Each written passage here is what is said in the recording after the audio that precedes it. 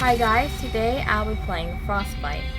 You're driving home alone on a snowy road and see a little grocery store that's shining bright on a dark forest road.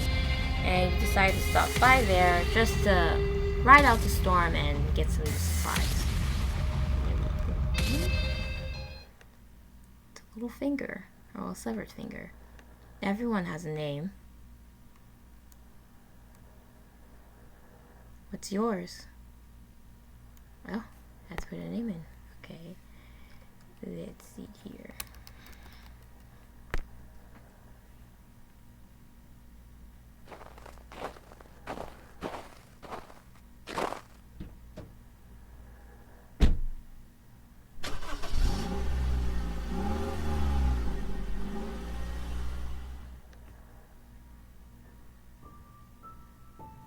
The icy wind beats against your car as you drive down the snow-powdered back road. You crank the heater up, hoping to get some much-needed reprieve from the cold interior of your car. The roads are pitch black in the distance, the only light breaking through are your headlights against a blanket of white. Wow, it's really coming down. I thought the weather wasn't supposed to start getting bad until tomorrow night.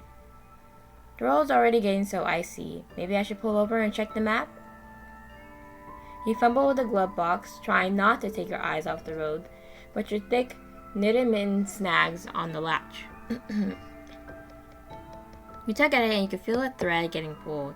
Letting out a grunt, you lean over in your seat to get a better angle. The action takes your eyes off the road for a moment and... Whoa. You swerve slightly, your tires struggling to gain traction on the chilled asphalt. You can feel your heart racing as you gain control and you realize your glove came free in your panic. You sigh in relief as you continue through the woods towards your new home with your new roommate. You somewhere in the middle of the woods? When you answer the roommate wanted listings, you hadn't realized just how in the middle of nowhere it was, and with a snowstorm coming, the thoughts of getting snowed in began racing through your mind. Maybe I should stop and get supplies? What if they aren't prepared? I won't want to end up going hungry and getting cabin fever or something. Huh? Just as you pass through a tunnel of thick trees, you spot a beacon in the distance lighting up the otherwise inky forest. You can't believe your luck that the store would be open this late at night, especially in the middle of nowhere. Carefully turning into the parking lot from the thick road, you pull into a parking space closest to the door. It looks like there's only 3 cars parked here aside from you. Take note of the dirty tan pickup truck right in front. It looks old and well loved, the paint chipping in many places, and the passenger window has a crack that you're surprised is holding up. Your eyes move down to the rear end and notice the dark brown stains leaking down from beneath the tailgate. You chalk it up to it belonging to a seasoned hunter. I better hope so. Scanning the rest of the parking lot, you notice the only other car is parked off to the side of the building, out of plain view. Some cheap green sedan with duct tape patching up some very obvious dents as if it's helping. You rub your arms as the cold finally gets to you, and you take it as your sign to get inside. The automatic door sliding open with strange obedience, and you notice the hours sign on the door has been haphazardly scribbled out with Sharpie. Guess they make their own hours here. Works for you.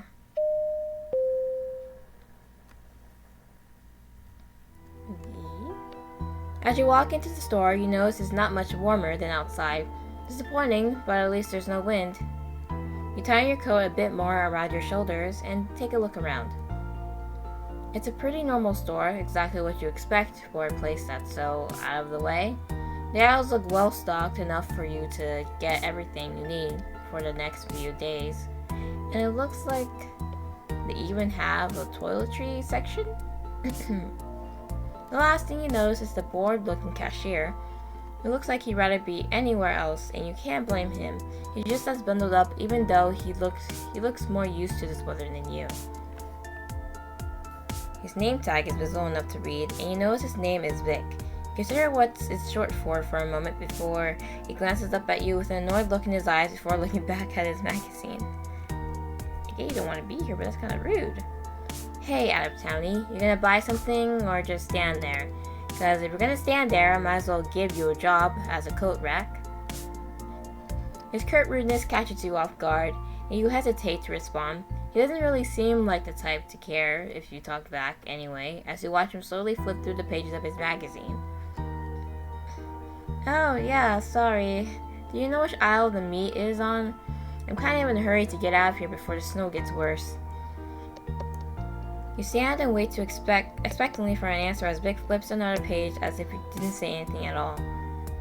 Finally, after several moments, he glances back up to you for a moment and shrugs his shoulders. You feel the frustration in your chest, but only manage to muster out a defeated sigh as you begin to stride past him and towards the... Oh, I didn't hear that. You can hear him laugh snidely under his breath as you pass by and you roll your eyes. You can only ask because the moment was so awkward. You don't need to be told how to use a grocery store. Butcher's in the back. Good luck. Okay, you could just told us that before. So rude for what? You barely hear his tired response as you make your way towards the back through the labyrinth of aisles. The store is quaint and mostly has off-brand products that you've never heard of before. You grab a stray hand basket that's been left on the floor and start mindlessly tossing things inside. You don't know if you're going to be snowed in or if you are, even how long you'll be, but it's better safe than sorry. Finally, making your way to the end of the aisle, you can see the red glow of fresh meat under a display freezer light. You catch a few glimpses of someone moving back and forth. They look big, and you remember Vic wishing you good luck. You start to wonder what he meant by that as you inch your way towards the back. As you approach the butcher counter, you notice the butcher is missing now. You could have sworn you saw someone shifting around back here. You ring the little bell on the countertop. Nothing. Oh well, it's not like you need anything cut for you anyway. There's a huge selection of cuts right in front of you. You bend over and study the meats through their cellophane packaging. You've never seen meat this fresh before. The marbling is unique too, and the bright cherry red color feels as if it's drawing you in.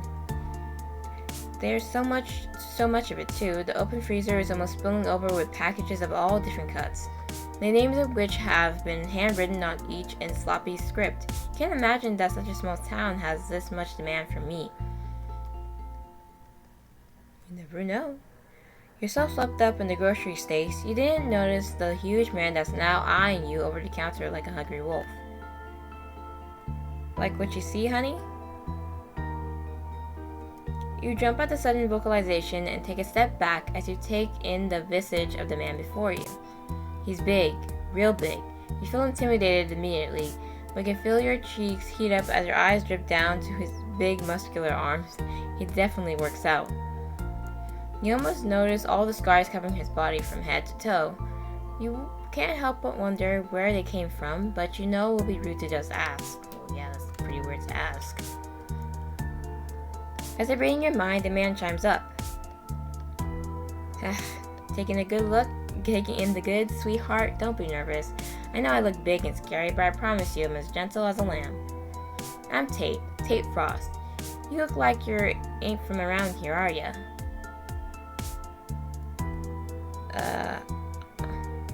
I just moved here? Should we lie or no? I just moved here or...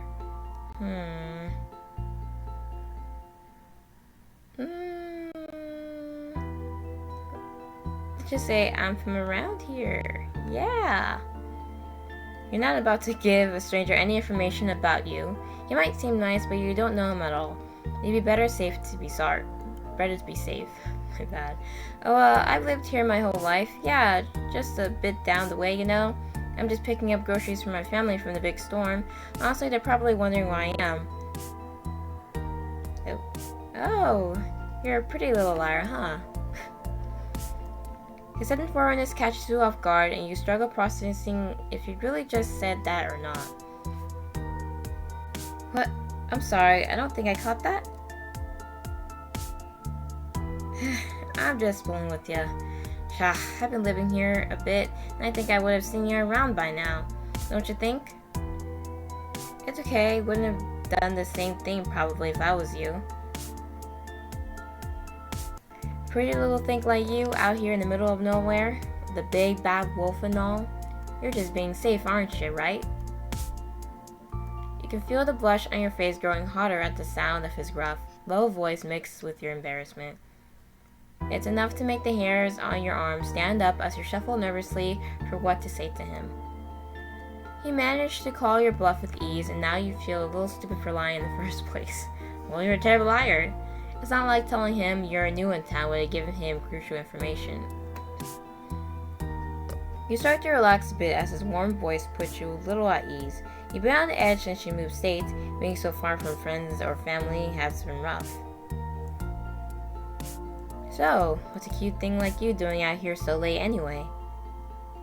Oh, I'm just stocking up before the snowstorm. Aren't you worried you'll get snowed in here or anything? It's coming down pretty hard and the roads won't be safe for long. Nah, I ain't worried. I was planning on sleeping here anyway. What? You're sleeping here? Is that safe? Ha. Damn, you're cute. How am I gonna let you get away? Awful sweet of you to care, honey, but I'm a big, strong guy. Ain't no one mess with me left totally intact.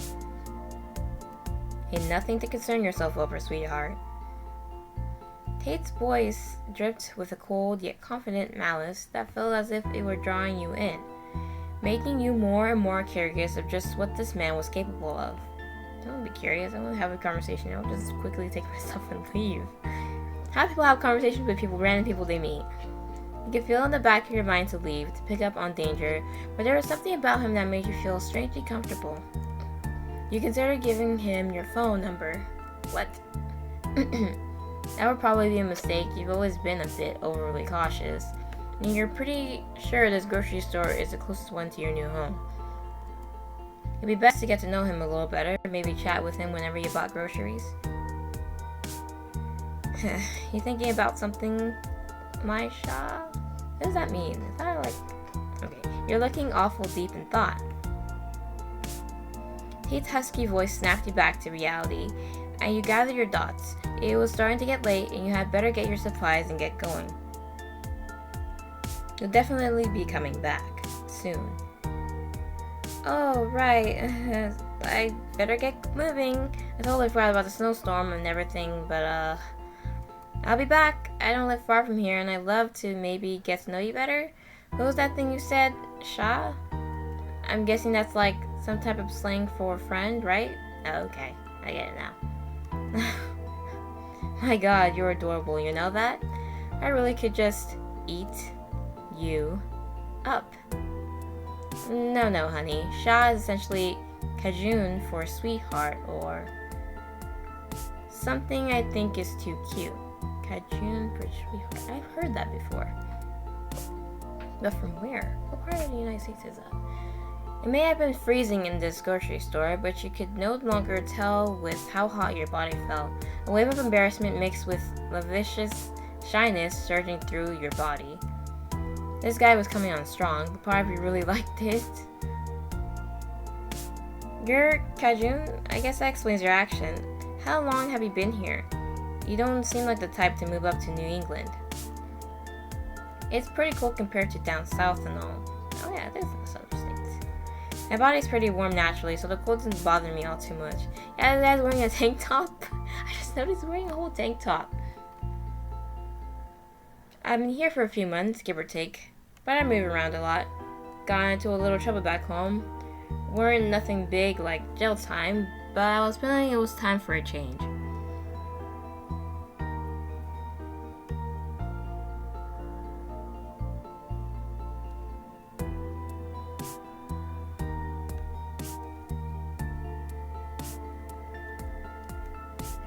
Got a pretty nice deal on the trailer near here that don't ask questions. I've always had pretty good luck and all.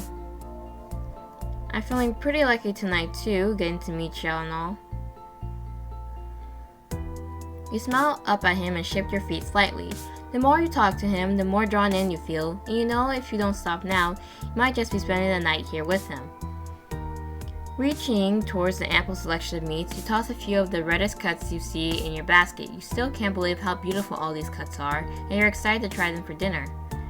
You feel Tate watching over you as you shop. You can't quite discern his energy. It feels as if it goes back and forth between the protective eye and the hungry one.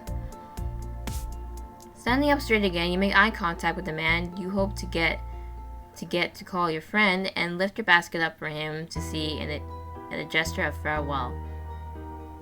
Well, this has been really nice. I feel like it might even be fate that I wandered here tonight. I have to get a little more shopping done, but hopefully you'll be working next time I come in and we can continue our conversation. I'd love to get to know you better. The pleasure's all mine, honey.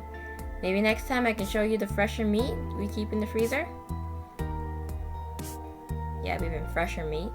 You smile one last slightly confused smile and turn towards the aisle. There's still quite a few things you need to grab before you can get out of here. As you walk down the aisles, grabbing random necessities, you can't help but think about Tate.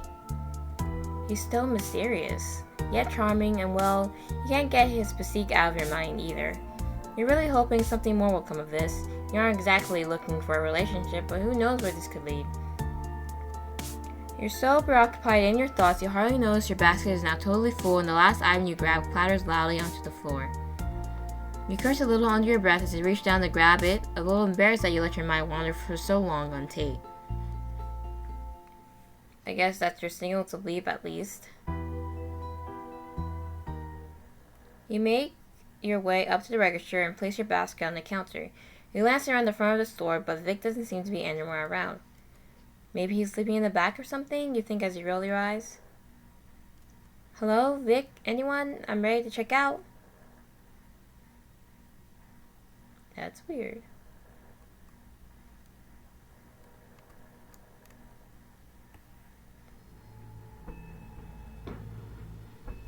Go out into the store, but no one seems to respond. An eerie nervousness starts to build up in your core. You know there's probably no need to get panic, yet something about this feels really wrong, and it almost feels like someone is watching you. I'm gonna leave money on the counter, okay? My phone number in case you need to contact me if that's not the right amount. You reach over the counter and rip off a little receipt paper and grab a pen, quickly jotting down your info and tossing some money alongside. You're pretty sure you added up all your groceries and left a little extra just in case. Next, you toss your items in one of the plastic bags and head to the exit as fast as you can. You're not sure why, but you feel like you need to get out of here now. You stand in front of the door, gripping your shopping bag tightly. You're not sure why you're so nervous, but something in the pit of your stomach is screaming to run. You wave your hand in front of the sensor to no avail. The door doesn't want to open. You remember it was pretty creaky when you came in. Maybe it's just stuck. Setting your bag down, you try to get a grip between the doors, pushing them in opposite directions as hard as you can, but the door doesn't budge. Oh my god, you're screwed. You're dead. You realize it must be locked, but why would it be? You were just talking to Tate. They wouldn't have closed the door with you inside, right? Give it a few more tugs in vain and let out a defeated sigh. What are you going to do now? Turning around, you decide to check the register counter. Maybe there's a set of keys you could borrow? Ugh, nothing. There's no keys, no phone, not even a gun under the register you could use for protection. You remember how nice Tate was and realize he must have had his own set of keys. You just need to ask him. You relax a bit and take a deep breath. You're getting yourself so worked up over a store closing, you're sure Tate will get a big kick out of it. Is that there? The walk to the back felt longer this time, and you couldn't shake your uneasy feeling of being watched. But you were sure once you get back to him, you feel a lot better. Standing in front of the meat display for the second time tonight, you reached forward and gave the little bell a ring. Tate? A feeling of dread began to wash over you as you stood waiting. You try ringing the bell a few more times, but no one shows up. Maybe they did close up and go home for the night. No, wait. Didn't Tate say he was going to be sleeping at the store tonight? He has to be here, right? Maybe he meant he was sleeping in his car. That truck out front, that had to be his, looking back on it. The way it looked almost screamed Tate's truck. He'd probably hear me if I tried banging on the front doors loud enough. You make a beeline to the doors and peek outside. You can see his truck in the same spot in the parking lot, confirming he didn't leave. You lift your fist up and bang loudly against the doors. Hello, Tate? I think I got locked in.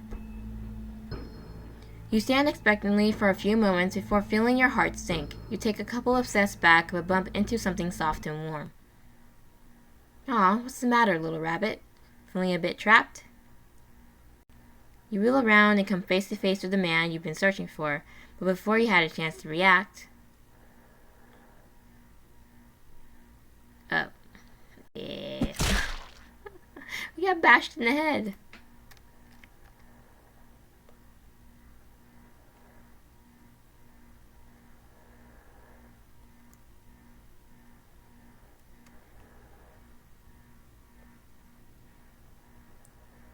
Who's that? Ugh, what? What happened? My head, it's killing me.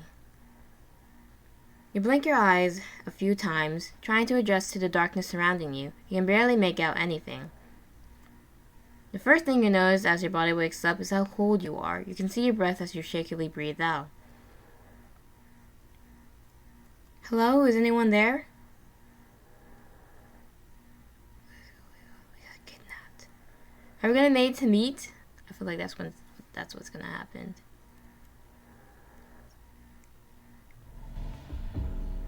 Try to call it out as loud as your weakened lungs can go, but you get no answer. You feel something trickling down your face and try to reach up to check, but you can't seem to move your arms. Looking down in a panic, you see that you're tied roughly to the chair you're sitting in with thick rope. Your heartbeat starts to speed up as you try to pull yourself free. Help! Is anyone there? Please! You slowly try to breathe, your body shaking from fear, thoughts racing through your mind as you try to piece together what's happening. Next, you take in your surroundings better now that you can see a little bit, and notice the huge rows of beef carcasses surrounding you. You must be in the meat freezer. You suddenly remember the grocery store and Tate. You feel a chill go down your spine as you continue to collect yourself. You notice the huge metal doors in front of you, keeping you trapped inside. They're most likely locked from the outside. Next, you notice... Oh god. Vic? You killed the cashier too? When someone knows the cashier has gone missing, you tug at the ropes again frantically. This guy is going to kill you. There has to be a way out. You can't die like this. You don't understand. You thought Tate liked you. Why is he doing this? All your thoughts are suddenly silenced with the sound of the lock on the other side of the metal door being unlatched.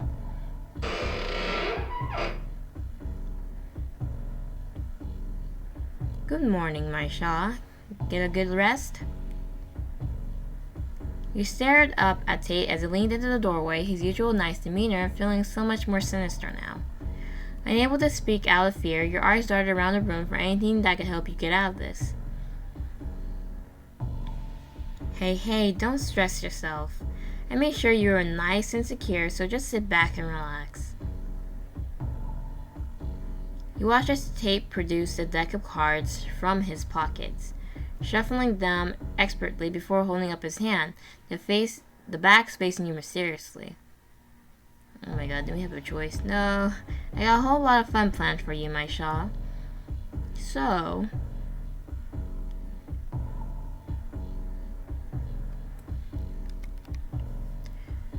let's see just how lucky you are.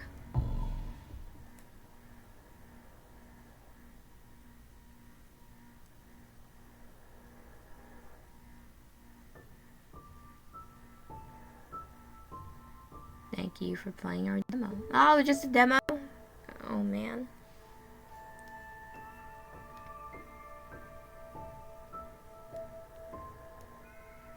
I thought the demo, I know it was a demo, but I thought it would be longer.